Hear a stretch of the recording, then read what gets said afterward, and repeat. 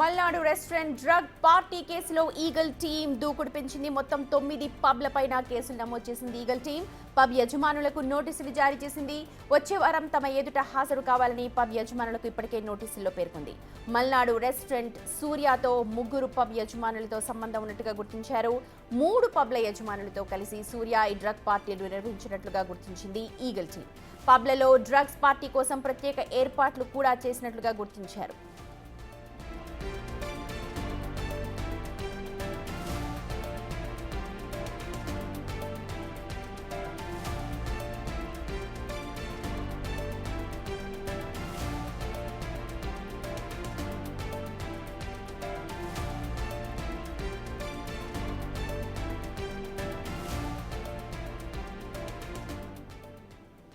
Malnadu restaurant లో drugs పార్టీల నిర్వహణకు సంబంధించి ఈగల్ టీం దూకుడు పెంచింది. ఇప్పటికే యజమానులందరికీ కూడా నోటీసులు జారీ చేస్తున్నారు. వచ్చే వారం తమ ముందు హాజరు కావాలి అంటూ ఆ నోటీసుల్లో పేర్కొన్నారు. డ్రగ్ పార్టీలు వీళ్ళందరూ కలిసే నిర్వహించినట్టుగా కూడా గుర్తించింది ఈగల్ టీం. దీనికి సంబంధించిన అప్డేట్స్ అందించడానికి మా ప్రతినిధి సాగర్ ఉన్నారు.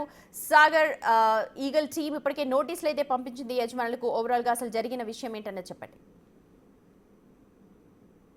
మల్నాడు రెస్టారెంట్ సమీపంలో సూర్య అనే డైరెక్టర్ అరెస్ట్ చేసింది. ఈ కేసులో మరికొన్ని కీలక అంశాలు వెలుగుతున్న నేపథ్యంలో ఎఫ్ఐఆర్ లో నైజీరియన్ డ్రగ్స్ పాటుగా పబ్బులకు సంబంధించిన యజమానుల పేర్లు కూడా మెన్షన్ చేసింది. వారిపైన కూడా కేసు నమోదు చేసింది. అయితే కీలకంగా పబ్బు యజమానులు కూడా ఈ డ్రగ్స్ ను సరఫరా చేస్తూ ప్రత్యేక డ్రగ్ పార్టీలు ఏర్పాటు చేయడంలో కూడా వీళ్ళు కీలకంగా వ్యవహరించినట్లు కూడా ఇటు నార్కోటిక్ బ్యూరో పోలీసుల దర్యాప్తు అవుతుంది. అందులో భాగంగానే పోలీసులు వీరి పబ్బు యజమానులు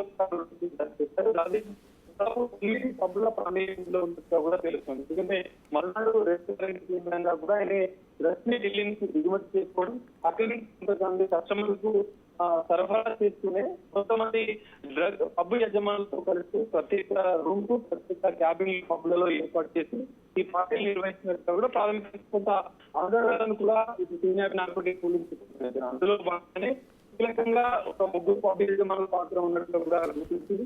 అందులో క్వార్ట్ పబ్ యజమాని రాజకీయాలతో పాటుగా కోరా పబ్ బ్యాడ్ వే పబ్ ఓనర్ రోహిత్ మల్చెట్టి, ఎంపీగా ఉన్నటువంటి రోహిత్ మల్చెట్టి ముగ్గురు పైన కూడా ఎఫ్ఐఆర్ లో కేసు నమోదు చేసి నోటీసులు కూడా జారీ చేసినట్టు వారం రోజుల్లో దీనిపైన వివరణ ఇవ్వాలని కూడా నార్కోటిక్ బ్యూరో పోలీసులు నోటీసులో పేర్కొన్నారు. అయితే పబ్లలోనే ప్రత్యేకంగా అనుమతితోనే ఈ డ్రగ్ పార్టీలు జరిగినట్లు తెలిస్తే వీరిపైన కూడా తదుపరి చర్యలకు నార్కోటిక్ బ్యూరో పోలీసులు సిద్ధమైనట్లు తెలుస్తోంది.